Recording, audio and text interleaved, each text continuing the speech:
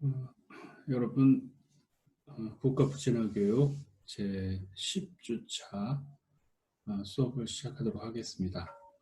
오늘 주제는 시각화 사고 두 번째 시간이고요. 오늘은 그 이제 사고의 방식인 시각적 사고를 이용을 해서 내용 파악을 할 수 있게 하는 기본적인 원리에 대한 공부를 하도록 하겠습니다. 이게 왜 중요한지에 대해서는 앞 시간에 여러 차례 설명을 했으니 여러분들이 이해할 거라고 생각합니다만, 복습 겸 한 번 더 얘기를 하자면, 우리가 대상을 파악할 때 첫 번째로 사고 과정 속에서, 뭐 다른 말로 하자면 학습 과정이 되겠죠. 또 기억의 과정이라고도 바꿀 수 있을 텐데, 이 과정에서 첫 번째 거치게 되는 것이 심상화 과정을 거치게 된다고 얘기를 했어요. 그렇죠? 모든 사고가 다 심상적 과정을 거치는 건 아니지만, 대개 학생들이 학습 부진의 상황 속에 놓여서 특히 언어 학습 같은 경우에 이해력이 떨어지는 것처럼 보이는 큰 이유 중에 하나가 심상적 사고를 개념적 사고로 바꾸는 데 어려움을 느끼고, 또 그 전 단계로서 심상적 사고를 형성하는 것이 어렵기 때문이라고 할 수 있겠습니다. 그건 또 달리 본다면, 글을 읽을 때 글이라고 하는 것이 이제 기호들의 연속체로 이루어져 있지 않습니까? 그러니까 실제 우리가 파악해야 되는 실제 대상은 심상적 세계로 이루어져 있단 말이에요. 통합적으로 이해할 수 있게 되어 있는 세계인데, 그걸 글로 옮겨서 우리가 이해하는 과정은 그걸 일정한 기호들로 일단 번역을 한다는 겁니다. 그리고 그렇게 기호들로 옮겨줬을 때 그 기호들이 이 개념들을 반영을 하지 심상을 직접적으로 반영하지는 않잖아요. 우리가 그래서 심상을 읽어낸다라고 하는 것은 글이 심상을 가지고 있기 때문이 아니라, 뭐 그림이나 이런 거라면 심상을 가지고 있다고 할 수 있겠지만, 글은 기호들로 이루어져 있으니까 그것들을 심상적 대상으로 바꾸는 과정이 필요한 거예요. 그래서 실제로는 이제 우리가 심상이라고 얘기하는 것은 글 속에 직접적으로 나타나 있는 게 아니라 글을 보면서 내 머릿속에서 나타나는 과정이라고 얘기할 수 있습니다. 그러니까 심상이 있다는 것은 내 머릿속에서 기호들로 되어 있는 언어적인 질서를 머릿속에서 심상적 사고로 전환시킬 수 있다 하는 뜻이 되겠습니다. 그게 이제 어려우니까 학생들이 글 이해 첫 번째 단계에서부터 이제 어려움을 겪게 된다고 얘기할 수 있는 거고, 그거를 어느 정도 개선을 하기 위해서는 심상화 사고가 필요한 거예요. 그걸 다른 말로 우리는 이제 시각화 사고란 말을 쓰고 있는 거죠. 시각화 사고의 두 번째 단계로서 공부를 하고 있는 중이다, 이렇게 얘기할 수 있겠습니다.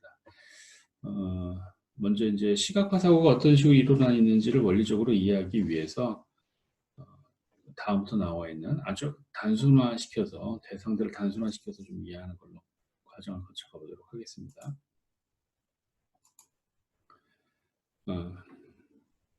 우리가 대하는 글에 만약 하나의 아이디어가 있다고 가정을 해보자고요. 이를테면 집, 옷, 뭐 하늘에 걸린 태극기, 최지원 교수, 뭐 이런 것들입니다. 이런 것들은 하나의 아이디어죠.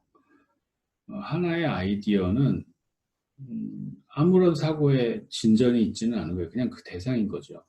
그러니까 그 대상은 두 가지 중에 하나로 이루어져 있다고 볼 수 있어요. 첫 번째는 그 대상이 심상으로 바로 변환될 수 있는 것인가. 예를 들어서 뭐 꽃 그러면 꽃의 원형성이 존재하잖아요. 우리 머릿속에 실제 꽃하고는 다르지만 꽃이라고 하는 어떤 대상에 대한 상이 있단 말이에요. 천둥 그러면 이거는 청각적인 대상이죠. 실체가 보이지는 않습니다. 소리니까. 그렇지만 천둥이라고 할 때도 머릿속에 떠오르는 심상이 있어요. 그 이미지가 존재하는 거죠.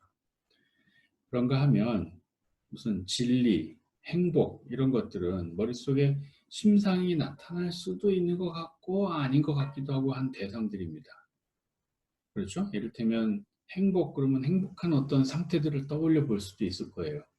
근데 그건 어디까지나 추상적인 개념이니까 번안을 한다고 생각해야 되겠죠. 내가 행복을 경험한 적이 있다면 행복이라는 단어를 볼 때 연상이 되긴 하겠지만 행복이라는 것에 심상이 생기는 건 좀 어려운 점이에요. 더 나아가서 무슨 중용이라든지 진리라든지 이런 것들이 나오면 심상을 떠올리는 게 더 어렵죠. 왜냐하면 이 대상들은 개념이기 때문에 그래요.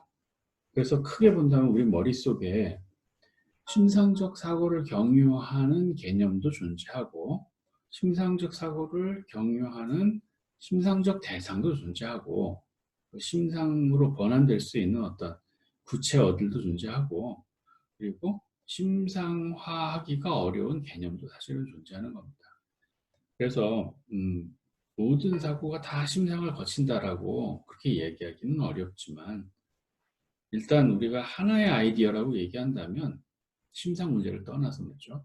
그 아이디어는 어떤 다른 아이디어로 발전하지 않고 이제 그대로 있는 거니까 거기서 심상이 떠오르느냐 그렇지 않느냐에 따라서 대상에 대한 이해의 정도가 달라지는 거죠. 그렇죠? 이렇게 하나의 아이디어는 텍스트도 아니고 텍스트로부터 우리가 추출해낼 수 있는 정보도 아니고 그리고 정보할 수 없으니까 그것이 이제 지식으로 바뀌지도 않는 겁니다. 학습의 대상으로서 이 하나의 아이디어는 그냥 그 하나의 아이디어 자체가 그대로 있을 때에는 지식적인 대상이라고 보기도 어려운 거예요.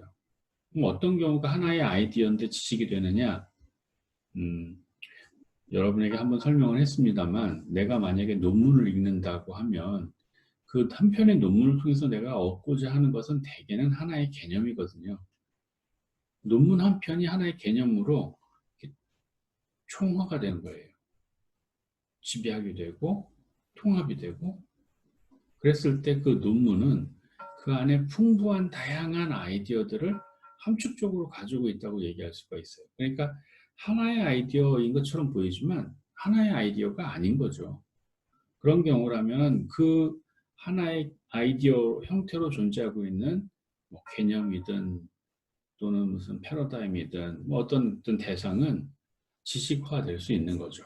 왜냐하면 그게 단지 하나의 아이디어가 아니기 때문에 그렇다 하는 뜻이 되겠습니다. 우리 이제 여기서부터 출발할 건데요. 이 하나의 아이디어가 뜻하는 것은 우리가 어떤 대상을 이해할 때 국어라고 얘기해야 되니까 뭐 그 중에서 남의 말을 듣거나 글을 읽는 상황을 한번 생각해 보자고요. 그럴 때 하나의 아이디어는 하나의 어휘다라고 생각을 하면 되겠습니다. 하나의 어휘는 우리가 학습을 위한 도구가 되는 거고 또 학습의 대상도 되는 거예요.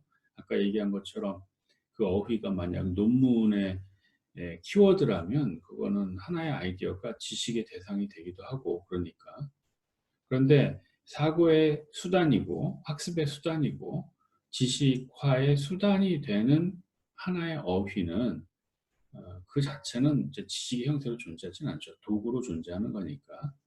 이렇게 하나의 아이디어들도 우리가 습득은 해야 되는 거예요. 학습을 위해서. 왜냐하면 그 수단들을 얼마나 가지고 있느냐에 따라서 학습을 잘할 수도 있고 못할 수도 있고 그러니까. 그러니까 이 하나의 아이디어가 습득될 수 있는 것은 학습 부진을 극복할 수 있는 이제 기초적인 단계라고 얘기할 수 있습니다. 뭐 학습 부진이란 말을 쓰지 않는다 하더라도 학습의 기본적인 단계라고 볼 수 있겠고 여러분들이 초등학교 때 뭐 초등학교 이전에도 마찬가지가 되겠습니다만 초등학교 때 이제 글을 배우면서 하나하나씩의 단어들을 배우고 어휘들을 배우고 하는 그런 과정에 어휘의 총량이 늘어나는 것, 어휘량이 늘어나는 과정들이 학습에 있을 때 매우 중요했을 텐데 초등학교 때는 그 어휘의 총량이 늘어나는 과정을 놓고 생각해 본다면 아 이것도 학습해야 되는 대상이라고 얘기할 수 있겠구나. 수단적으로 방법적으로 필요하구나 하는 것을 알 수 있습니다. 그리고 이게 이제 초기에 아동들이 개념을 통해서 습득하지를 않고 보통의 경우는 이제 심상을 형성해서 습득을 한단 말이죠. 그래서 학습에 있어서 심상 형성이 하나의 아이디어를 어휘로 또는 단어로서 습득하는 과정에서 매우 중요한 기능을 하는구나 이렇게 생각해 볼 수 있는 겁니다. 다음 단계로 가보겠습니다. 이제 두 개의 아이디어가 있다고 가정해 보죠. 두 개의 아이디어가 각각 독립된 하나하나씩의 아이디어라면 아까하고 동일한 차원이죠. 그냥 수가 늘어나 있을 뿐입니다. 그런데 만약에 두 개의 아이디어가 서로 연결된다면 아이디어가 연결된다면 그 아이디어의 연결에 따라서 우리는 드디어 텍스트라고 하는 것들을 대하게 되는 거예요. A에서 B로 변한다라고 하는 것은 뭐 이렇게 봅시다. 나는 밥을 먹는다. A에서 나라고 하는 행위 주체가 밥을 먹는다는 행위하고 연결이 돼요. 그럼 두 개의 아이디어가 결합이 되는 거죠. 그러면 하나의 문장이 만들어지고 이 하나의 문장은 하나의 텍스트가 만들어지는 이제 바탕이 되는 거예요. 하나의 텍스트는 가장 작은 단계가 하나의 문장이니까 일단 두 개의 아이디어가 만났다라고 하면 그 두 개의 아이디어가 연결이 되면서 텍스트라고 하는 것들이 생깁니다. 그리고 이 텍스트는 정보가 되고 그리고 지식의 단위들이 됩니다.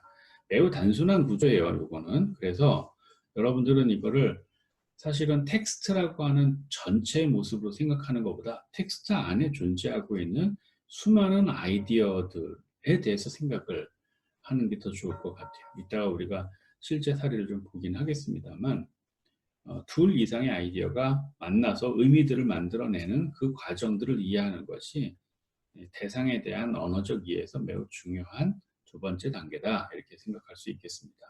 이 두 개의 아이디어가 연결돼서 하나의 텍스트가 만들어지는 것.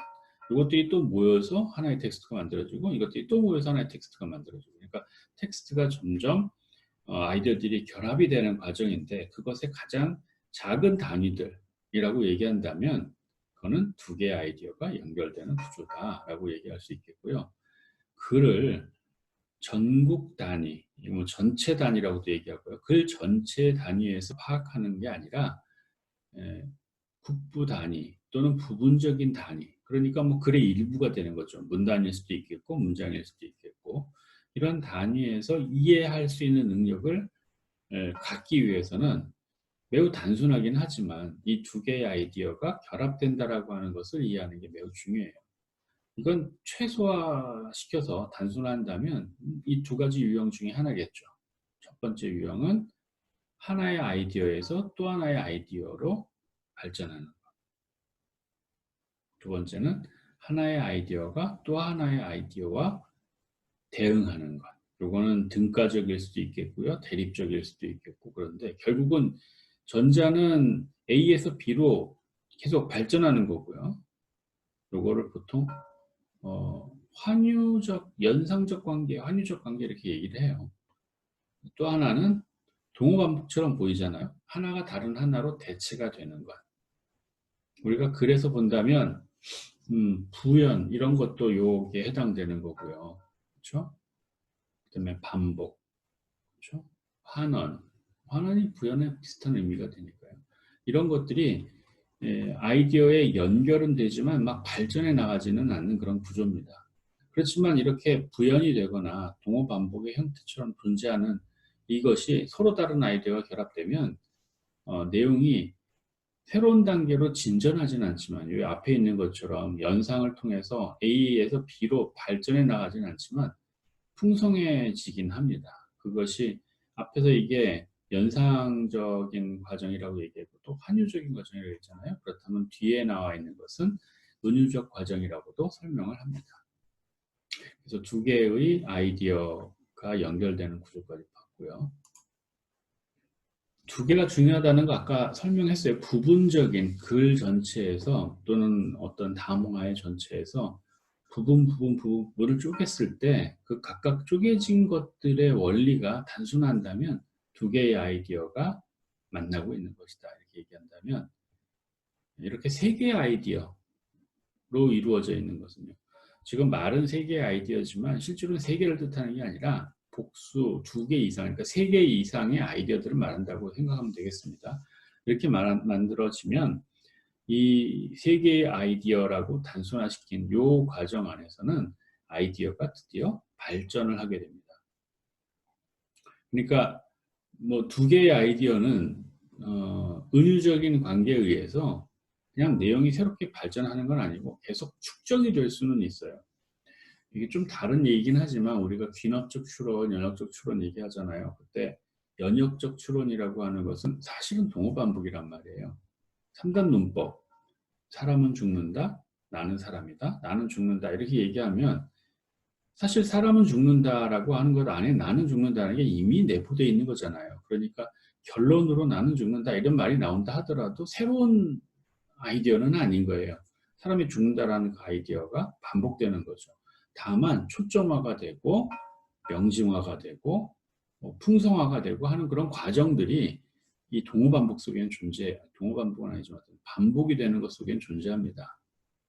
그런데 세 개의 아이디어가 똑같은 말을 세 번 반복하고 있다라고 얘기한다면 새로운 내용이 나오지를 않게 되는 거죠. 왜 우리가 두 개만으로도 쓸 수 있는 걸 세 개를 가지고 쓰겠습니까? 그러니까 세 개의 아이디어가 연결된다라고 할 때는 이미 이 말 안에 아이디어가 발전을 한다라고 하는 그런 도식이 있는 거라고 생각하면 되겠어요. 세 개의 아이디어가 발전하는 과정은 이렇습니다. 한쪽에서 다른 쪽으로 쭉 발전해 나가는 겁니다. 뭐 여기에 예 가운데는 시간적인 순서로 가지고 있는 거 한번 볼까요? 어떤 소년이 태어나서 장성해서 늙어가지고 죽었다. 한 사람이 일생이잖아요. 이렇게 발전해 나가는 구조가 있을 수 있겠습니다. 인과적으로도 마찬가지겠죠. 어떤 나라에서 뭐 프랑스 파리에서 상한 식품이 이 파리 뒷골목에서 유통이 됐다. 분노한 상켈로드 아주 소시민들이 항의를 하기 위해서 시위에 나섰고 격분한 일부가 아, 거기 어디죠? 갑자기 생각이 안 나네. 감옥을 감옥으로 쳐들어가서 감옥 문을 열고 막 그때부터 소요가 생기고 프랑스 혁명의 흐름이 시작이 됐다. 이렇게 얘기한다면 각각의 시간 속에서는 인과적인 과정들이 있고 아이디어는 계속 발전하고 혁명이라고 하는 게 생기고 프랑스 혁명이 생기고요. 그렇게 사건들이 발전해 나가는 그런 흐름들이 생기는 겁니다. 다른 내용도 마찬가지예요. 내가 주변의 경관들을 묘사를 하는데 뭐 면왕정가나 산중국 같은 경우 보면 공간적인 이동에 의해서 시가가 논의가 되잖아요. 그런 공간적인 변화, 시간적인 흐름에 따라서 아침부터 밤까지 또는 뭐 봄부터 겨울까지 이렇게 흘러가는 것들도 아이디어가 발전되는 과정이라고 볼 수 있습니다. 일반적으로 이런 과정이겠지만 항상 이렇게만 있는 건 아니고요. 다시 이렇게 회귀하게 되는 그런 구조도 있어요. 이런 순환적 구조도 있습니다. 출발점으로 다시 돌아오는 과정이에요. 뭐 이야기 속에도 있고 예컨대 뭐 여행이 끝나자 길이 열렸다 뭐 이런 그 모티프가 있어요. 그러니까 사람들이 여행을 다니는 건 어떤 목표를 얻기 위해서예요. 보물을 찾기 위한 여행. 이러면 보물 찾기 위한 모험들이 막 전개되고 새로운 곳에 가서 새로운 모험들을 전개하고 그리고 돌아왔더니 보물이 집에 있더라. 뭐 이렇게도 생각할 수 있겠고 보물을 찾는 그 과정을 겪어서 결국은 도달했더니 보물은 상실했는데 진정한 가치는 내가 추적해 왔었던 대상이 아니라 내 바로 곁에 있었던 사람이었더라. 뭐 이런 것들이요. 이런 것들이 이야기를 이렇게 환원 또는 순환적인 구조로 만들어 주는데 이것들이 이제 아이디어의 발전에 또 다른 이건 좀 소수가 되겠습니다만 또 다른 유형이 된다고 볼 수 있겠습니다. 여기다가는 뭐 상세하게 얘기는 안 했습니다만 아이디어가 발전하게 되면 이건 세 개로 단순한 거긴 한데 요 세 번째 앞부분의 세 번째 부분에서 여기 여러 가지로 이렇게 확장될 수도 있지 않겠어요? 그러면 이렇게 확장형으로 아이디어가 발전할 수도 있어요. 또는 뭐 그건 어떤 경우냐면 대하 소설 같은 경우 보면 처음에는 대하 소설이라고 하면 여러분들이 또 익숙하지 않을 수도 있겠네요. 얼마 전이라 해도 좀 되긴 했네. 넷플릭스에서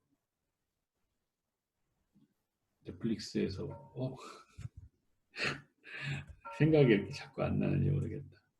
킹덤이라는 드라마 했었잖아요. 좀비 나오는 거. 그 모든 드라마가 다 그렇긴 하지만 특히 헐리우드식의 구성들이 특히 그게 많이 나타나는데 작은 하나의 사건이 점점 갈수록 커지는 거예요. 뭐 부산행도 그렇고 다른 영화들도 비슷하게 나타납니다. 헐리우드식 그 영화의 구성들을 다 채용을 해서 작은 하나의 사건에서 시작되는데 그것이 파급돼서 점점 큰 사건으로 연결되고 나중에는 국가 전체, 세계 전체 이런 식으로 확장이 되는 그런 이야기 발전도 있을 수 있겠고요. 또는 뭐 탐정 이야기처럼 처음에 범인이 누군가, 왜 그런 일이 일어났는가, 이런 과정을 추적을 할 때 처음에는 굉장히 많은 후보들이 있을 거 아니겠어요. 그 수많은 후보들 중에서 범인이 아닌 것들, 원인이 아닌 것들을 제거해 나가면서 점점 그 진정한 범인, 진정한 원인으로 좁혀 들어가는 것. 그러니까 축소도 될 수 있겠죠. 한 방향으로 나가는데 그것이 꼭 한 줄로 나가는 건 아니라는 거 여러분들 이해하면 될 것 같고요. 이렇게 순환적인 구조 역시 마찬가지로 그 과정 속에서 다양한 가지들이 존재할 수는 있어요. 그런데 그 다양한 가지들, 확장돼가는 그런 과정들은 익숙하지 않아요? 우리가 앞에서 얘기했던 이겁니다. 이런 것들이 끼어 있는 거예요. 그러니까 전체 구조로 본다면은 아이디어가 새로운 아이디어로 발전해 나가는 그 큰 틀을 가지고 있지만 그 큰 틀 안에 디테일로 들어가면 작은 부분은 결국은 두 개의 아이디어가 어떤 식으로 결합되느냐의 문제로 반원이 될 수 있다 하는 뜻이 되겠습니다. 자, 이제 조금 더 복잡한 단계로 가겠습니다. 여기까지가 기본적으로 어떤 단일한 구조를 가지고 있는 언어적인 질서, 이걸 우리가 담화라고 얘기하는데요. 그 담화가 글로 문자적으로 이렇게 자리를 잡고 있으면 텍스트라고 불러요. 그래서 담화나 텍스트에 대한 이해를 할 때 단순화시켜서 일단 먼저 이해를 좀 해보자는 거죠. 그게 우리가 무슨 내용 파악이나 학습력 제고나 뭐 이런 데 있어서 매우 중요하기 때문에 매우 중요한 것의 기본적인 기초이기 때문에 여러분에게 설명한 겁니다. 하나 더 나가면 이제 이거 설명하고 나가야겠네요. 이렇게 아이디어가 발전하게 되면 이 발전의 과정 속에서 이건 이제 당연히 텍스트인데 우리가 얻을 수 있는 정보는 텍스트보다 더 많을 수 있다는 거예요. 더 많을 수 있는 이유가 뭘까요? 우리가 거시적인 국면, 글의 전체 국면을 볼 거냐, 아니면 그 글 전체를 구성하고 있는 작은 각각의 단위들에 주목할 거냐에 따라서 하나의 텍스트인데 얻게 되는 정보들은 여러 차원에서 존재할 수 있기 때문에 1대1로 대응되는 게 아니라 얻을 수 있는 정보는 훨씬 많다는 겁니다. 그리고 이 정보를 우리가 뭐 아까 얘기한 대로 한번 볼까요? 귀납적인 그런 과정으로 볼 수도 있고 연역적 과정으로 볼 수 있는 인과성을 보자고요. A 사건이 일어나서 B 사건이 생겼고 B 사건이 일어나서 C 사건이 생겼어요. 텍스트는 그렇게 구성되어 있는데 우리가 얻게 되는 정보가 그거 같다 하더라도 우리가 얻는 지식이 두 개 서로 다른 방향에서 다른 지식들이 만들어질 수 있어요. 하나는 어떤 원인에 의해서 어떤 결과가 생겼는가에 관심을 가지고 그 뒤에 뭐가 일어날 것인가를 궁금증을 가지고 읽어나갈 수 있지만 이 일에는 어떤 원인이 있었을까를 거꾸로 역으로 추적하면서 볼 수도 있는 겁니다. 그러면 영향 요소들을 거꾸로 가면서 찾는 거죠. 그러니까 귀납되는 사건은 필연적으로 나타나게 되는 다른 가지들, 다른 방향으로 가는 가지들을 잘라내면서 궁극적으로 도달하는 실제로 일어나는 사건 쪽으로 초점화가 돼서 나타나니까 수렴적인 지식들을 우리가 얻게 되겠지만 역으로 왜 이 일이 일어났을까 추적해 가다 보면 앞부분에서는 주목하지 않았었던 직접적이지는 않지만 간접적인 영향 요소들을 찾을 수도 있는 거예요. 그렇다면 결과적으로 형성된 지식은 같은 텍스트 안에서 복수의 지식들이 만들어질 수 있잖아요. 그래서 아이디어가 발전하는 글 전체에서는 우리가 얻게 되는 추정적 지식이 우리가 읽는 텍스트보다 같거나 많을 수 있다라는 구조라는 겁니다. 그리고 이게 사실은 좀 어려운, 우리가 공부를 할 때 어떤 학생은 글을 읽고 글의 표면적 정보들을 얻고 끝났는데 어떤 학생들은 그 글로부터 굉장히 다양한 함축적 의미들을 읽어냈다라고 얘기하는 그 차이가 여기서 나타나는 거고요. 학습 부진의 문제들이 여기에서 텍스트와 정보, 정보와 지식 사이의 관계를, 요 관계의 부등호를 충분히 파악하지 못한 데서부터 생기기도 한다 하는 것들을 여러분들이 이해를 할 필요가 있겠습니다. 이번에는 4개 아이디어가 있는데 이 4개 아이디어가 이렇게 일렬로 있는 구조가 아니잖아요. 4개 아이디어가 일렬로 있는 거는 사실 4개가 있거나 3개가 있거나 마찬가지입니다. 우리가 앞 시간에 공부했지만 서론, 본론, 결론으로 가든 기승전결로 가든 그건 결과적으로 우리가 묻기에 따라서 달라지는 겁니다. 기승전결도 처음, 중간, 끝으로 묶으면 3개의 마디가 되는 거거든요. 그러니까 4개 아이디어라고 하는 것이 기승전결이든 처음, 중간일, 중간이 끝 이렇게 가는 거든 그런 단일한 구조가 아니라 어, 중층적인, 그러니까 둘 이상의 층을 가지고 있는 구조로서 이해해 보자는 겁니다. 그러니까 복수의 아이디어가 있는데 복수의 아이디어가 하나의 선으로 연결되는 게 아니라 둘 이상의 선으로 연결되는 경우라는 뜻입니다. 이게 그거죠. 이렇게 돼 있는 것을 보통 구조라고 얘기해요. 지금 선을 안 그려놔서 그렇긴 하지만 이를테면 바닥에 바닥이 있고 지붕이 있고 그것들을 지탱하고 있는 기둥이 있다라고 얘기하면 이 집의 구조라고 얘기하는 겁니다. 그리고 그런 구조에는 항상 윗부분과 아랫부분이 있어요. 우리가 구조 얘기할 때 상부 구조, 하부 구조 얘기하는 거 비슷합니다. 한 사회에서 한 사회의 큰 흐름들, 사회의 변화나 역사적인 흐름들을 결정하는 큰 흐름의 기반이 되는 것을 경제적 구조, 경제적 기반이라고 얘기합니다. 경제는 하부 구조가 된다는 거예요. 그리고 거기에 의해서 만들어지는 사회, 문화, 정치, 뭐 철학 이런 것들을 상부 구조라고 얘기하거든요. 사회는 구조로 되어 있다라고 얘기하면 경제적 기반 위에 존재하고 있는 정치, 사회, 문화, 예술 뭐 이런 것 같은 어, 체제를 사회 구조라고 얘기하는 겁니다.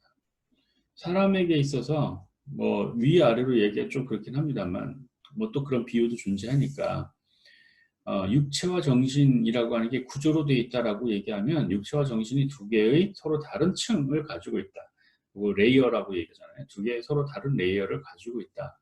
육체는 아래에 있는 관심들, 그러니까 직접 뭐 동물적이거나 이 지상의 것들에 대한 욕망과 충족을 그 충족에 의해서 이루어지는 시스템을 가지고 있고 우리의 정신은 뭐 영원한 것, 저 위에 있는 세계 뭐 이런 것들에 대한 가치를 추구하고 있다. 이렇게 얘기를 할 때 그것도 역시 마찬가지로 인간을 구조로 이해한 겁니다.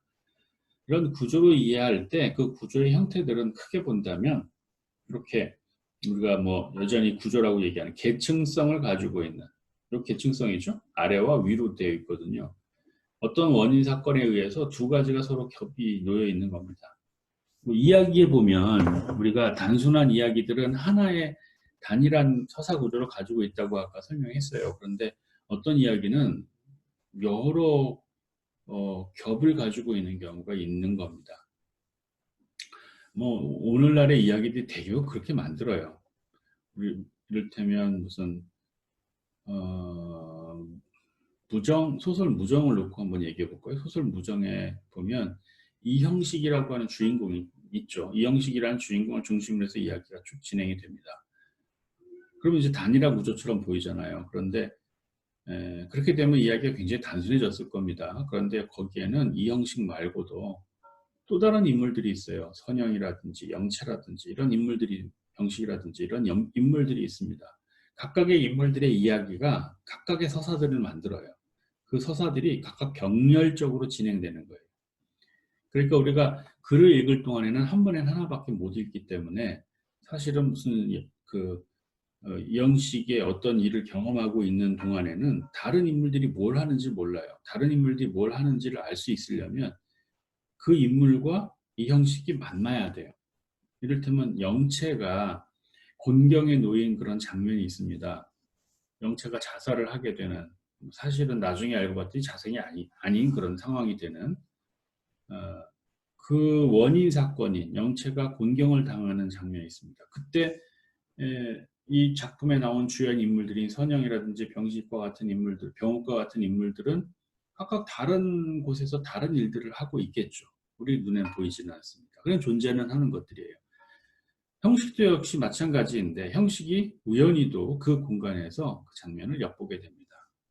엿보게 됨으로써 영체의 사건과 형식의 사건이 이렇게 접점이 생기게 되죠. 이 접점이 여기라고 가정을 해보자고요. 이 출발점의 사건이라고 가정해 보면 이 출발점 사건에서의 접점은 계속 하나의 선으로 가지를 않고 다시 그 접점이 떨어져서 각각의 레이어, 각각의 층의 사건들로 계속 전개될 수 있어요. 형식은 그걸 보면서도 그 사건에 개입하지를 못해요. 영체를 구해주질 못한다는 겁니다.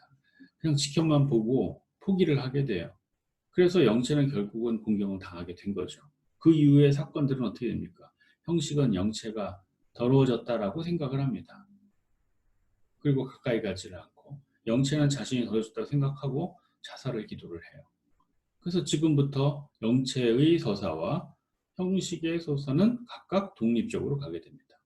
이렇게 서로 중층적으로 이어지게 되면 이렇게 계층화되어 있는 이야기는 하나의 텍스트를 자꾸 붕괴시키려고 하는 방향을 갖게 됩니다.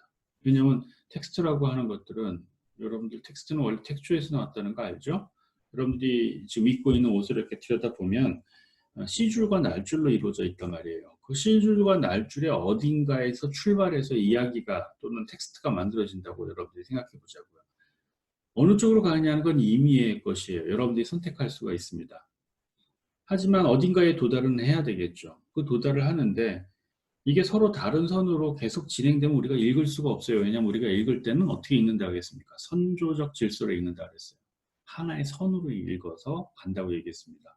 근데 텍스트는 이렇게 시줄과 날줄이 수많은 것들로 연결되어 있으니까 동시 진행을 하게 되어 있는 거예요.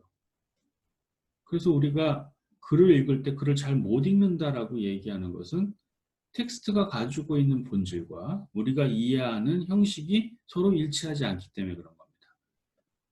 우리가 이해하는 형식이 텍스트의 구조와 대응이 잘 되면 될수록 텍스트의 내용을 더 잘 이해할 수 있을 거 아니겠어요? 그렇죠?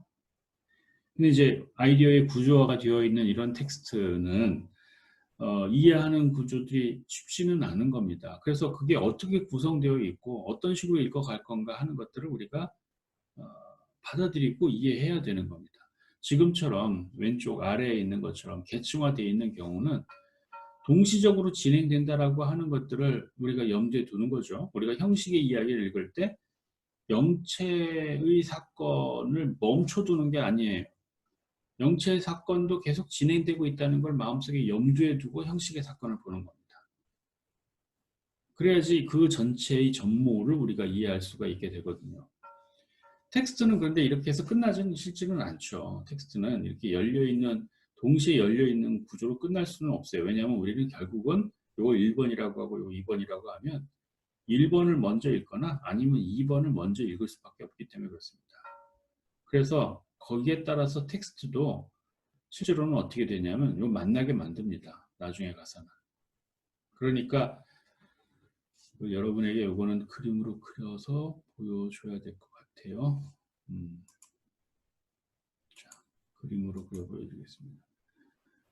텍스트가 시작은 항상 하나에서 시작해야 되겠죠. 시작한 내용이 이렇게 서로 다른 갈림길을 가지고 두 개의 복수의 계층을 가지고 진행된다고 가정해 보자고요. 이렇게 진행이 이렇게 된다고요. 그러면 그게 구조화가 되는 거잖아요. 그렇죠. 구조화가 되겠지만 이 구조화 됐던 것들은 결국 텍스트를 끝내려면 어느 한 지점에서 이렇게 수렴이 돼야 된다는 겁니다. 자, 이걸 놓고 보면 텍스트라고 하는 것들이 이런 구조로 되어 있구나. 다이아몬드 식으로. 그러니까 이거를 옆으로 횡으로 놓고 볼게요. 횡으로 놓고 보면 이런 식으로 되어 있다는 겁니다. 이 사이엔 이런 레이어도 있을 수 있고 이런 레이어도 있을 수 있는 거죠. 그렇죠? 근데 우리는 항상 이 순서로 가는 거죠. 이런 순서로. 이런 순서로 간다면 여기서 뭘 할 수 있습니까? 내가 이렇게 읽었다. 텍스트는 이렇게 전체가 되어 있는데 그러면 요거 못 읽는 거잖아요. 요거 못 읽는 거. 그럼 우리가 텍스트를 불완전하게 읽었거나 텍스트를 한쪽으로 편향해서 읽었거나 하는 일이 생기겠죠. 그게 아니려면 어떻게 합니까? 이렇게 읽고 이렇게 읽고 이렇게 읽고 이렇게 읽고 그 다음에 이렇게 읽습니다. 이게 실제로 우리가 텍스트 읽는 방법 중에 하나예요. 왜냐하면 이게 문단으로 배열되어 있을 테니까. 근데 이렇게 읽게 되면 이것들을 각각 동시적인 건데 우리가 읽을 때는 순차적으로 읽잖아요. 그래서 우리가 오독을 할 수가 있는 겁니다. 그럼 어떻게 읽어야 되느냐? 이렇게 읽고 다시 돌아옵니다. 그리고 이렇게 읽고 다시 돌아오고 이렇게 읽고 다시 돌아오고 이렇게 읽습니다. 다시 돌아온다라고 하는 건 실제로 가서 다시 읽는다는 뜻은 아니고요. 이런 과정, 회귀적인 과정이 있다고 우리가 피드백하는 과정이 있다고 우리가 생각하게 되는 겁니다. 그리고 마음속에 두는 거예요. 두 번째 것을 읽어갈 때 아, 내가 앞에서 읽었던 내용이 거기 있었지라고 하는 거를 머릿속에 이렇게 빈 공간에다가 이렇게 띄워놓는 겁니다. 컴퓨터로 얘기한다면 램에다가 올려놓는 거하고 비슷한 거죠. 그럼 두 번째 내용을 봅니다. 두 번째 내용까지 본 다음에 다시 세 번째 내용을 볼 때 처음 내용과 두 번째 내용을 가만 놔두면 다 흩어지니까 어떻게 해야 돼요? 통합을 합니다. 세 번째 내용 읽고 난 다음에 통합을 합니다. 네 번째 내용을 읽고 난 다음에 또 통합을 합니다. 그러고 난 다음에 마지막 부분을 읽게 되는 거죠. 그래서 중간에 있는 전체 내용들을 구조적으로 읽는다 하는 뜻이 되겠습니다. 그리고 잘 보면 글의 구조가 원래 이렇게 되어 있다는 것도 알 수 있잖아요. 글을 읽으면 앞부분은 분량이 작고 뒷부분 분량이 작고 중간에 분량이 크다 라고 하는 거를 우리가 알 수 있잖아요. 예. 그러니까 구조화가 되는 것은 뭐 보통 옛날 이야기는 이렇게 하나의 선으로 이루어져 있지만 실제로 우리가 읽는 많은 글들은 이렇게 구조화되어 있는 글들이에요. 이거를 뭐 문단을 사각형으로 나타낸다면 이렇게 되는 거죠. 이런 거 본 적 있죠? 이런 식으로 글이 만들어져 있는 거. 뭐 사각형이든 동그라미든. 구조화가 이렇게 되어 있다. 여기에 지금 구조화의 핵심적인 부분들이 있는 겁니다. 이걸 어떤 식으로 연결하느냐에 따라서 글의 구조가 달라진다. 이렇게 얘기를 하는 거고요. 그래서 이거를 그런 구조의 부분에 있어서 왼쪽 아래에 있는 것을 계층적인 구조라고 얘기하고요. 그럼 이건 뭡니까? 똑같이 위아래가 있는데 이거 원래 이거는 분류를 말하는 거예요. 분류. 이 두 개는 이 하나의 원리 안에 들어가 있다. 이렇게 되면 분류라고 얘기하는데 구조라고 하는 맥락에서 본다면 이걸 뭐라고 부르냐면 위계적 구조라고 부릅니다. 요것과 요거 사이에는 계급 차이가 있다는 겁니다. 그렇겠죠? 얘가 지도자, 얘가 지도자를 따르는 대중 이렇게 보이잖아요. 요거는 계층성이 있는 걸로만 보이고 요거는 그 계층성에 하이어라키라고 얘기하는 계급성이 존재하게 되는 거예요. 그래서 요거를 위계적 구조, 계층적 구조라고 얘기합니다. 아이디어가 구조화되는 거는 이제 글이 복잡해졌다는 뜻을 얘기하는 거고요.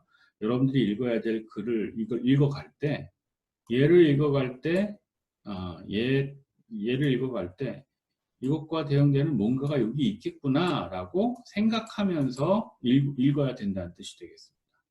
그래야지 계층성의 읽기가 가능해진다는 뜻이 되겠습니다.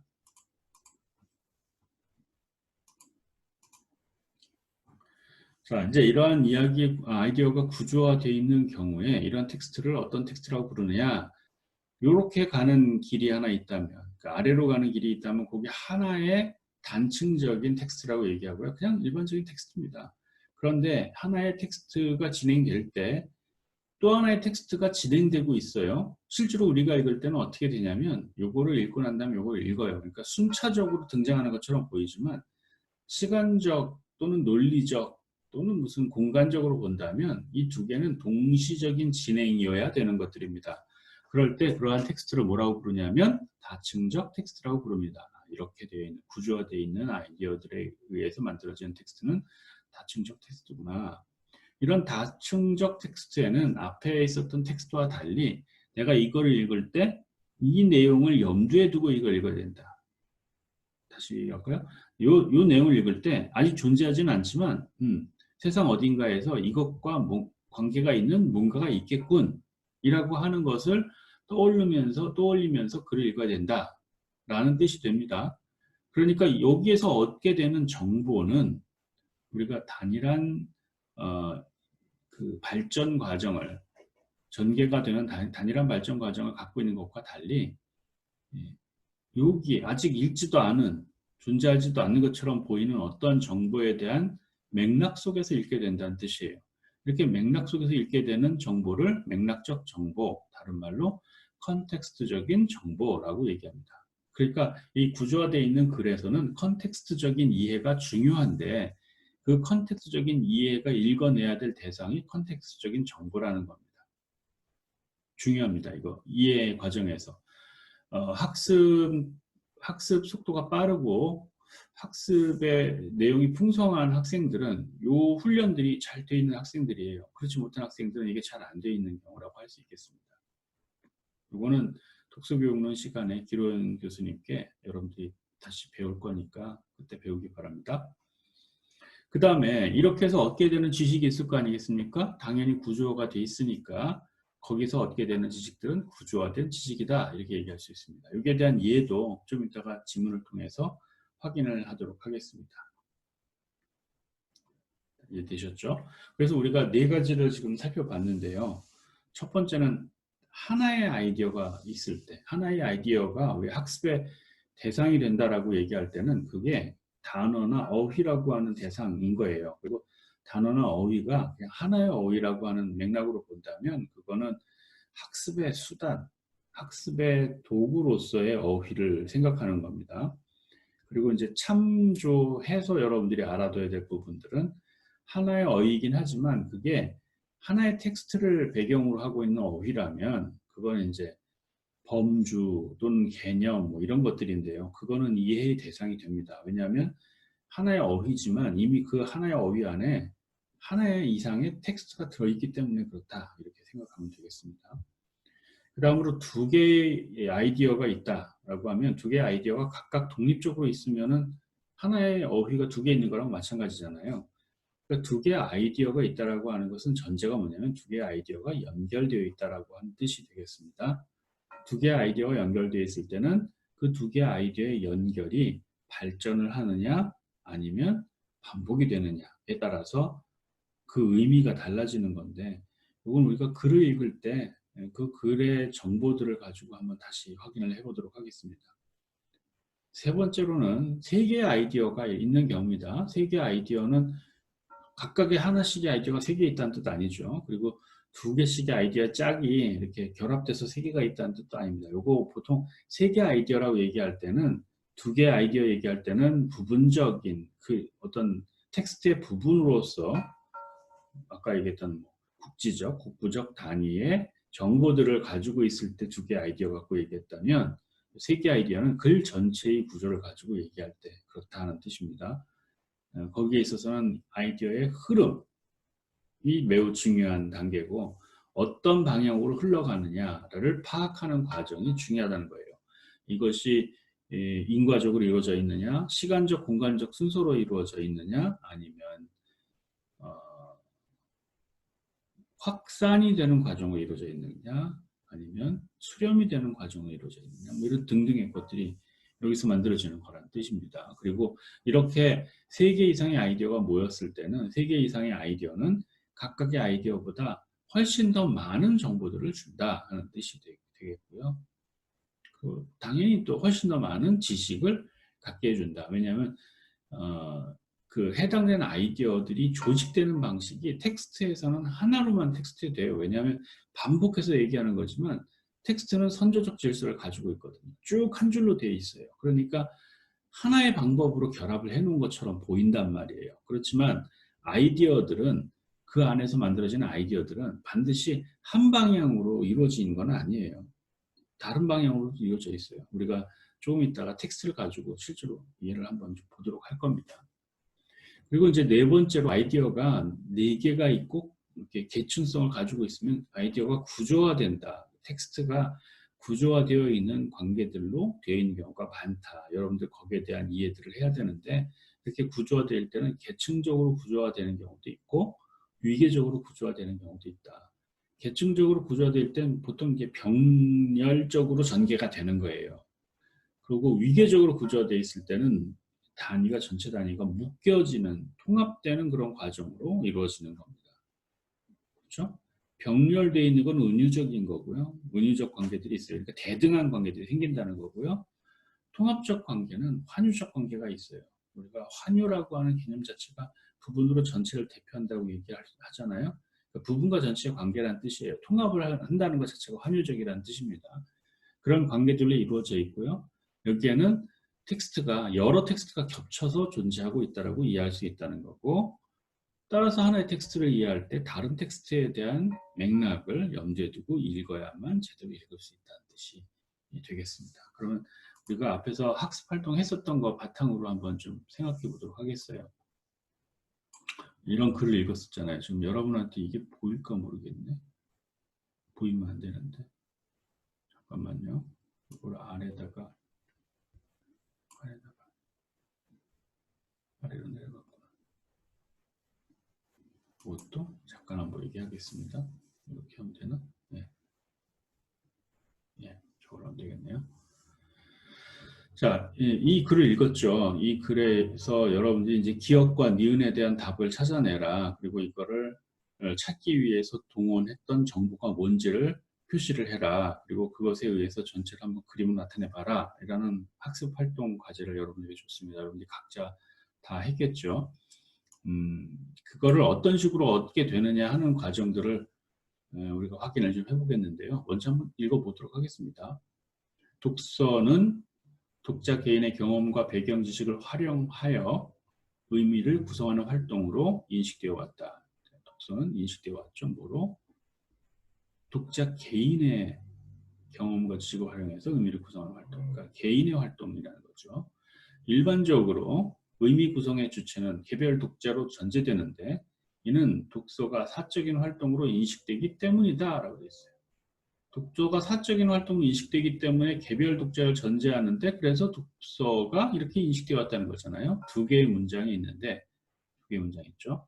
두 개의 문장이라고 하는 각각의 것들이 하나하나씩의 판단 내용을 갖고 있는 텍스트의 요소들로 되어 있다는 얘기입니다. 그런데 그 두 개가 또 각각 연결되어 있는 텍스트로 되어 있네요. 작은 텍스트가 있습니다. 작은 텍스트에서는 뒤에 있는 것이 앞에 있는 것을 이렇게 보충해 주는 겁니다. 이렇기 때문에 이렇게 인식되어 왔다라고 설명할 수가 있습니다. 여기는 뭐 전제가 있긴 합니다만 중심 내용은 여기에 있으니까요.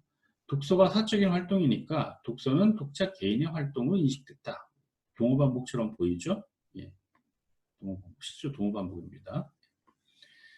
그러나 최근 협동학 그러나라고 되어 있으니까 앞에 내용하고 대비가 되는 거죠. 그리고 왔다라고 했는데 최근이라고 했으니까 이건 과거, 이건 현재가 되겠네요. 그럼 둘을 대별시키고 나서 그러나가 나오니까 메인 아이디어는 뒤에 있겠죠. 앞에 있는 건 중요한 내용이 아닙니다. 그러니까 여러분들이 글을 읽을 때 전체 주제 파악하고 그렇게 읽는다면 이거 그냥 과감하게 버려도 됩니다. 다만 무슨 수능 같은 데서는 여기서도 문제를 뽑아서 내니까 그냥 막 버릴 수는 없는 거죠. 그러니까 통독을 하면 이런 거 나오면 이 뒷부분 읽으면 통독의 주제를 바로 파악할 수가 있죠. 그러나 최근 협동학습의 원리를 반영하여 협동학습이라고 하는 용어를 모르면 내용 파악에 어려움이 조금 생기겠죠. 물론 이 글은 아까 얘기했던 구조화된 글이기 때문에 맥락적 이해가 가능해요. 그래서 이런 거 몰라도 이해할 수는 있습니다. 알면 이해가 더 잘 되겠죠. 왜냐하면 맥락을 더 잘 형성할 수 있으니까. 협동이라고 하는 건 벌써 여기에 요 독자 개인이란 말과 협동이란 말 사이에 이렇게 상대성이 존재하잖아요. 그렇죠? 예, 그래서 내용상 그러나로 연결돼서 대비가 되는데 개념적으로도 개인과 개인이 아니구나 라고 하는 걸 여러분이 여기서 판단할 수가 있겠죠. 협동학습의 원리를 반영하여 독자들이 글에 대한 이해와 반응을 서로 교류할 수 있게 하는 독서지도 방법이 확산되고 있다. 요거 요거 지금은 협동학습의 원리를 반영한 독서지도 방법이라는 거죠. 그렇죠? 자, 이 협동학습 원리를 반영한 독서지도 방법은 개인의 것이 아니라는 겁니다. 그거 중요한 단서예요. 이러한 방법은 뭐냐? 독서지도 방법으로는 요건 이걸 보충하고 있는 거잖아요. 여기에 대한 보충이죠. 그러니까 이것도 뒷받침하고 있는 겁니다. 그런데 보충이긴 보충인데 이러한 방법으로는 이라고 얘기하면 상세화하는 겁니다. 구체적으로 몇 가지를 나열하겠다는 거예요. 그런데 잘 보니까 하나만 얘기해놓고 등이라고 적어놓은 아마 여기엔 실제로는 하나만 들어가지는 않을 겁니다. 여러 개가 들어갈 텐데 만약 하나만 들어간다고 가정하면 뭐 다른 거 볼 것도 없다. 대표적인 게 요거다. 그리고 난 요거에 대해서 얘기하려고 하는 게 아니라 요거에 대해서 얘기하려고 하는 거다 하는 걸 알 수 있습니다. 요거 뒷받침이니까요. 상세화인데 이 상세화의 내용으로 초점화해서 들어가는 게 아니라 이게 부연의 성격을 가지고 있는 거니까 중요한 내용은 요거라는 겁니다. 결국은 요 뒤에 문장까지 다 포함해서 제일 중요한 한 문장이 뭐냐 그러면 요겁니다. 요 문장이 중요한 거죠. 이러한 방법으로는 뭐뭐 등이 있는데, 근데 이 등이라고 하는 건 협동학습 원리를 반영한 독서지도 방법의 예가 되겠죠.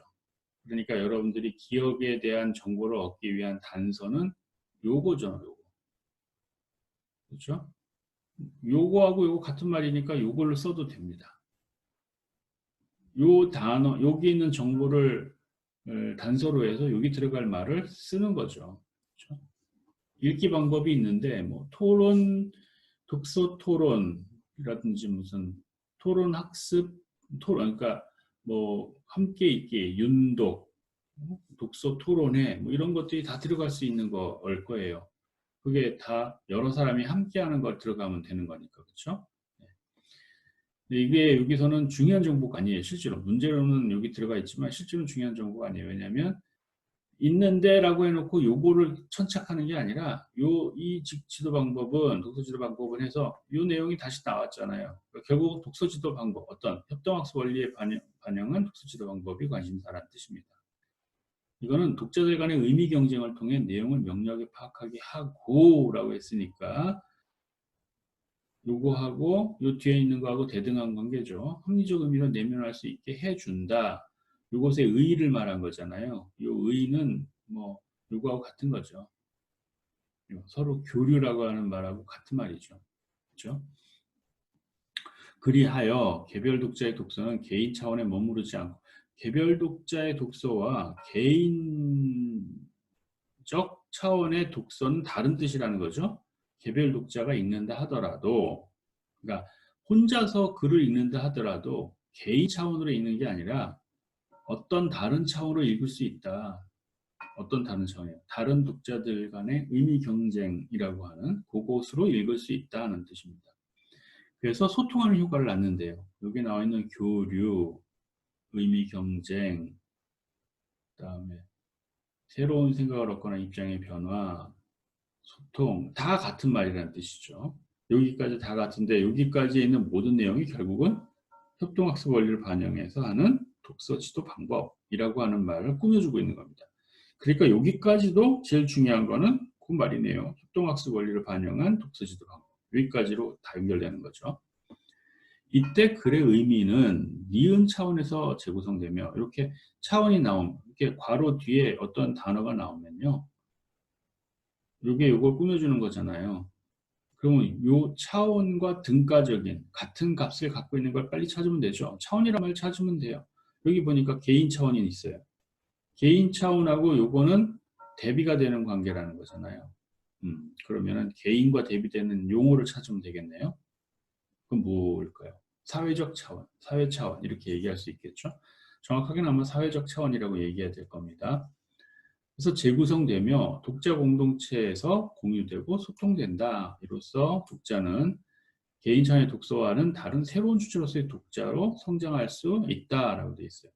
계속 개인 차원의 독서를 계속 반복해서 환기시키고 있어요. 이게 뭐예요? 컨텍스트적인 정보잖아요. 이 컨텍스트적인 정보에 의해서 실제로 내가 읽으려고 하는 텍스트의 정보가 파악이 되는 겁니다. 새로운 주체로서의 독자가 어떤 주체예요?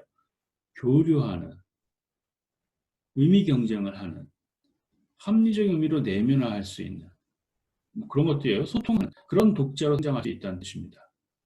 이 전체 구조 이제 여러분 파악했죠? 제일 중요한 건 뭐냐? 이때부터 이렇게 할 수 있다는 이거는 결론적으로 나온 거니까 요 독서 방법은 이렇게 될 수 있다라고 하는 의의가 여기에 제시가 된 거잖아요. 그러니까 요 정보가 중요한 거죠. 새로운 주체로서의 독자. 그러면 여러분들 여기서 제일 중요한 키워드 두 개를 뽑아봐라라고 한다면 어떻게 되겠습니까? 협동학습의 원리하고 새로운 주체로서의 독자 이렇게 되겠죠. 이게 새로운 사회적 차원에서 재구성되는 독서 지도 방법 또는 독서 방법이라고 하는 것의 내용 차원이라고 얘기할 수 있겠습니다.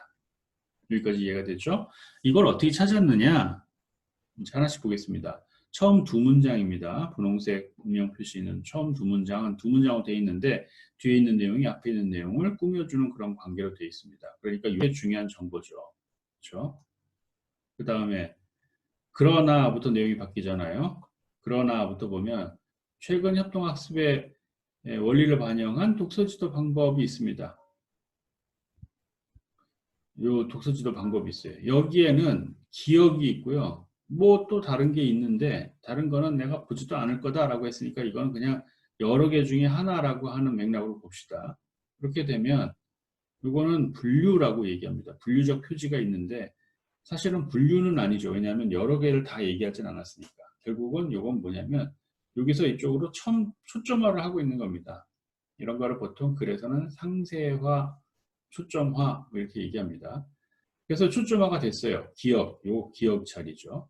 그러면 요 기억의 자리에 들어가는 세부적인 내용이 추가로 있는데 중요하지는 이 전체 글에서 핵심 정보는 아니지만 요것들을 구체화하는 요 정보, 텍스트적인 맥락을 갖는 정보는 뭐냐면 의미 경쟁, 그리고 합리적인 의미로 내면하는 겁니다. 의미 경쟁을 하게 하고 합리적 의미로 내면하게 하는 거. 이게 요 부분의 정보예요. 그렇죠? 요거는 이 앞에 있는 개인 차원의 글하고 대비가 되겠죠. 이렇게 상반된 대비.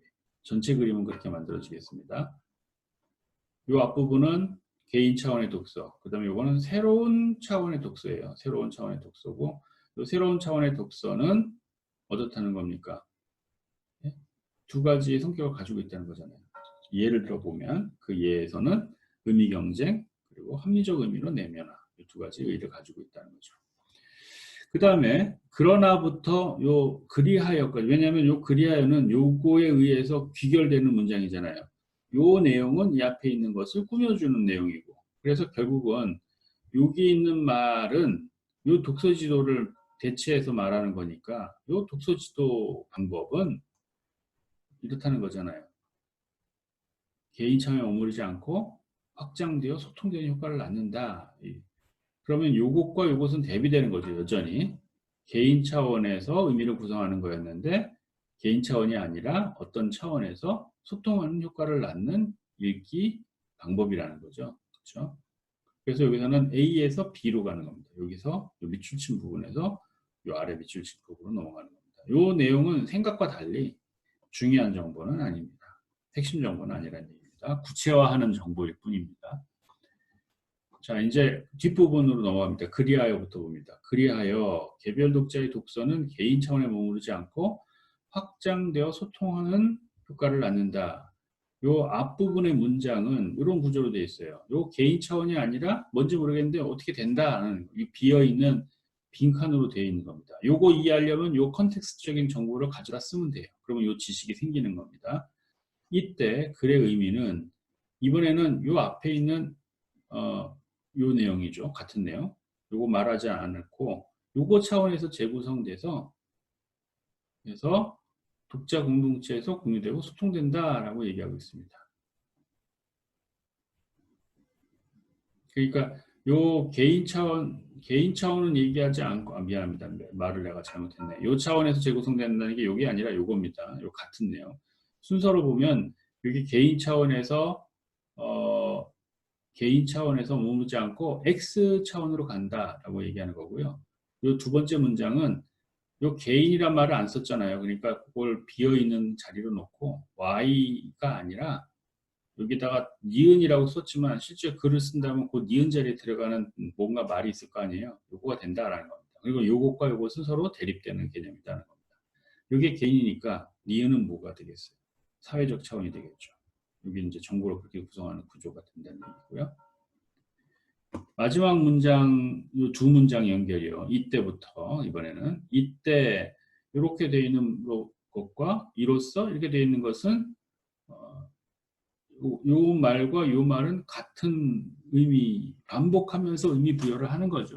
의미상은 동질적인 내용이라고 볼 수 있습니다. 따라서 이 글은 뭐, 길지는 않아요. 이게 여러분에게 준 게 작년도가 아니라 재작년도네요.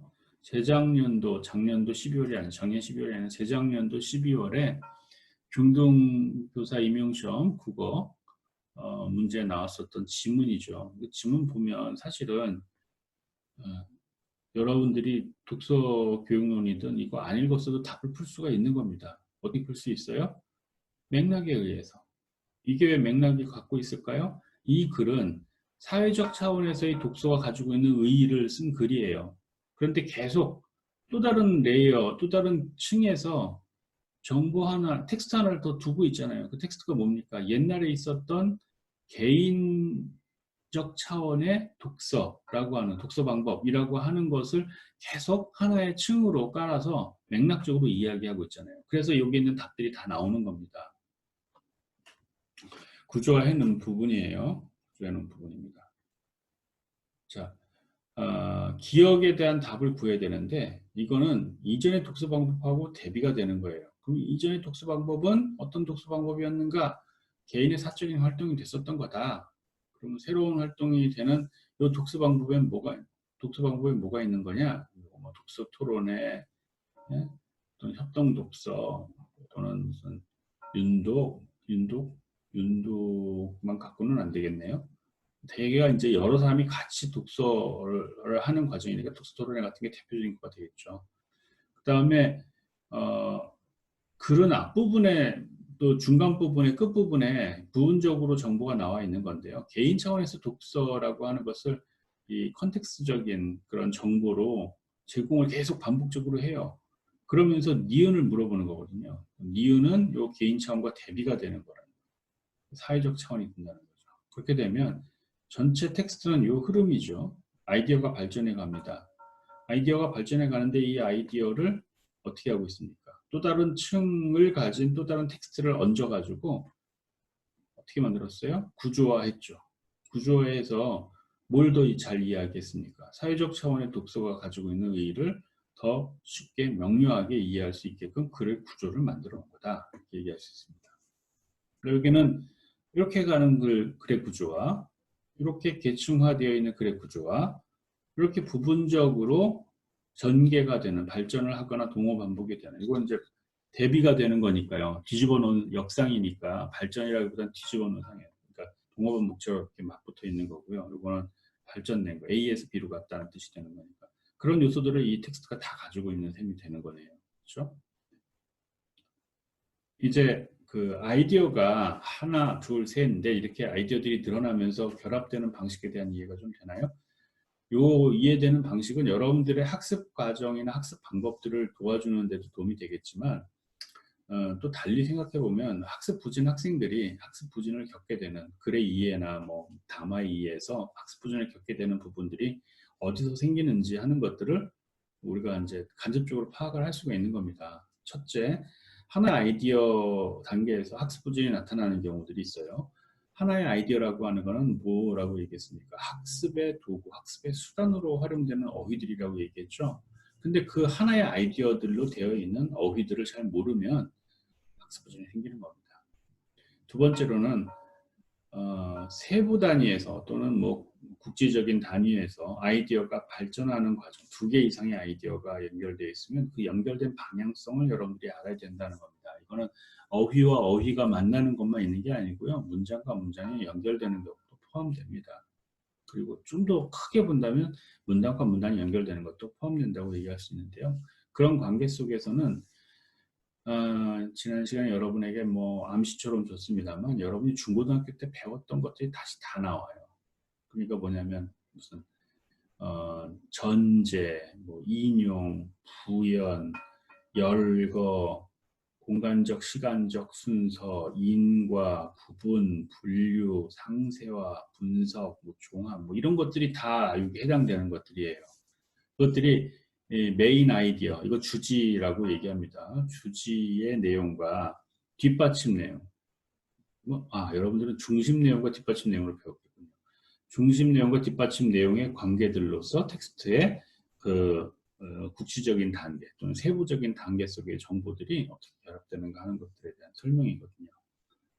그거는 국어 시간에 공부했던 내용으로 끝나는 게 아니라 우리가 학습을 하는 데 있어서 텍스트를 이해하기 위한 아주 중요한 도구적 개념들입니다. 꼭 알아둬야 되는 건데 얼마나 중요하냐면 초등학교 때도 배우고 중학교 때도 배우고 고등학교 때도 배우고 지금도 여러분에게 배워야 된다고 얘기하고 있는 중인 겁니다. 반복해서 공부하세요. 어렵지도 않은 겁니다. 중학교 교과서에 나오는 것들이니까. 그다음에 세 개의 아이디어가 만났을 때는 발전이라고 하는 개념들이 매우 중요하다라고 하는 겁니다. 거기에는 일정한 논리들이 존재합니다. 처음, 중간, 끝과 같이 아주 형식적인 틀을 가지고 있는 것도 있고 서론, 본론, 결론처럼 논리적인 관계를 가지고 있는 것도 있습니다. 과거, 현재, 미래처럼 가지고 가는 것도 있겠고요. 그러니까 그 흐름들, 뭐 일반적으로는 여러분들이 처음, 중간, 끝인데 전체 글의 흐름이 어떻게 흐름을 가지고 있는가를 파악하는 건 매우 중요한 거고요. 그 흐름을 어떤 방향으로 읽어가느냐. 텍스트라고 하는 게 실제로는 구조화가 되어 있는데, 구조화할 수 있는 그런 자질들을 가지고 있는데 그 중에 하나의 선만 간다는 거거든요. 뭐 비유하지만 다시 이 옷을 가지고 얘기하는데 이게 어떻다 그랬어요. 시줄과 날줄 가지고 있다 그랬죠. 근데 여기 이렇게 옷, 이 실이 이렇게 하나가 터져 있어요. 그러면 내가 이 실을 이렇게 끌어당기면 실이 빠질 거 아닙니까? 뭐 안 빠질 수도 있겠지만 빠지면 이렇게 한 가닥이 나온단 말이에요.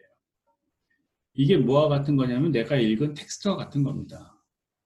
내가 읽고 있는 텍스트의 실제 텍스트는 이렇게 돼 있는데 실제 텍스트는 이렇게 되는데 내가 그 중에서 읽은 텍스트는 이렇게 실 한 올 빠져나온 요게 읽은 내용이라는 겁니다. 세 개의 아이디어 이루어져 있을 때 내가 읽은 것이 이렇게 하나로 돼 있는 거고 이거는 실제 텍스트의 일부라는 겁니다. 실제 텍스트의 일부니까 이걸 전체라고 착각하면 안 된다는 뜻이에요. 이해되셨죠?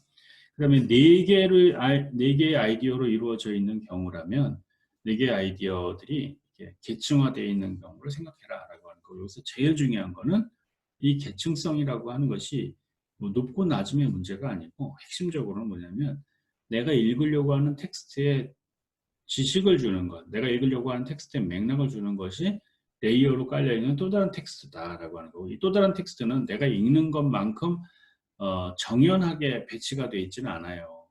지금 여기서 보는 것처럼 이 아래는 세 개로 이루어져 있는 흐름이 있잖아요. 세 개 아이디어가. 근데 위에 거는 쪼가리가 이 표현이 적당하지 않은데 어쨌든 이 아래와 정확하게 대응하는 하나의 텍스트가 위에 얹어져 있는 게 아니라 부분으로만 얹어져 있는 겁니다. 그리고 이게 실제로 글을 읽을 땐 자꾸 방해를 해요. 요것들이. 원래는 도움을 주는 건데 이걸 막 순서대로 읽으면 어떻게 되겠어요? 과거, 현재 막 이렇게 옮겨갈 거 아닙니까? 그래서 글을 하나의 줄기로 읽는데 어려움을 주는 거예요. 여러분들이 읽을 때는 요거를 이게 계층적인 구조가 되어 있구나. 대비를 통해서, 비교를 통해서 글을 이해할 수 있게끔 요 비교의 맥락들이 제시가 되고 있구나. 그러니까 내가 읽을 땐 이렇게 읽는 거다. 이렇게 읽는데 읽는 동안에 요 아래 라인에 따라서 이렇게 읽는 동안에 요 위에 있었던 요게 항상 있다는 걸 염두에 둬야 되는구나. 그게 핵심이에요. 그게 중요한 내용입니다.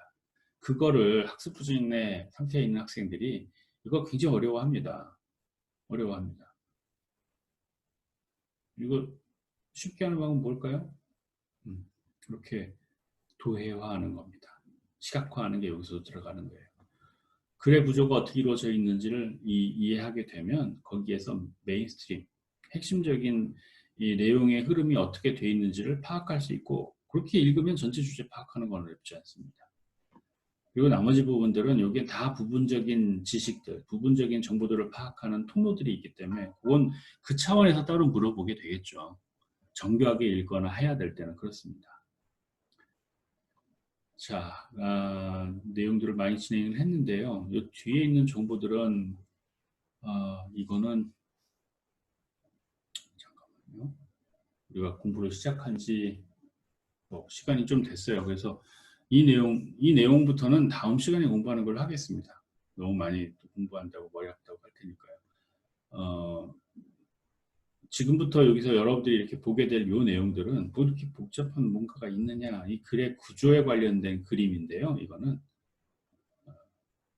우리가 앞에서 봤던 거는 아이디어예요. 아이디어라고 하는 게 실제 글의 순서하고 딱 일치가 되는 거는 아니라는 뜻입니다. 요거는 글의 순서를 만들어낼 때 작용하는 그런 도해의 성격이에요. 그거를 다음 시간에 따로 공부하는 걸로 하겠습니다. 네. 오늘은 여기까지 공부하는 걸로 하겠습니다. 여러분들 수고 많았고요. 어렵죠? 내가 이번 주에 수강생 중에 몇몇하고 이 학교 후문에 있는 친구들 몇몇하고 점심을 같이 먹었는데 확실히 이 부분에 대한 내용들을 어려워하는 것 같아요. 어려움을 느끼는 학번이 여러분이 끝이기를 원합니다. 이게 전 필로 돼 있으니까 여러분들이 안 들을 수도 없고 그래가지고 힘들어 하는데, 그런데 반복해서 강조를 하지만 이거 지식이 중심이 되어 있는 과목은 아닙니다. 여러분들이 막 전혀 새로운 내용들을 많이 들어, 뭐 듣도 보도 못한 뭐 이상한 뇌도 막 나오고 어려워 죽겠어라고 하는데, 사실 이 과목이 뇌의 구조를 파악하려고 하는 과목도 아니고요. 또 독서교육론에서 조금 더 나간다면 아마 독서교육론에서 배우게 될 텍스트의 구조나 텍스트의 원리 같은 것들을 배우려고 하는 과목도 아닙니다. 사실 가장 핵심적인 거는 우리가 보통 어, 지식의 지식에 대한 그 학습 내용에 대해서 분류를 할 때 지식, 기능, 태도 이렇게 나누거든요. 지식, 기능, 태도 중에서 이 과목이 제일 강조점을 두고 있는 건 뭐냐면 사실은 태도입니다. 여러분들이 뭐 반복해서 얘기하는 거지만 여러분들이 학습 부진 문제를 어떤 시각에서 볼 거냐, 또 어떤 데서부터 학습 부진이 생기느냐, 이런 것들을 알고 거기에 대한 문제 해결적인 태도를 갖는 게 제일 중요하기 때문에 이 과목을 만들고 또 운영하는 거니까 여러분들이 그런 점에서 이 과목을 이해해 줬으면 좋겠어요. 여기 있는 내용들 30%만 이해하더라도 사실 이 과목에서 여러분들이 필요한 태도를 갖는다면 충분히 학습한 거라고 얘기할 수 있습니다. 네, 다시 한번 오늘 수업 열심히 들어줘서 고맙습니다. 오늘 수업 여기서 마치는 걸로 하겠습니다. 수고하셨습니다.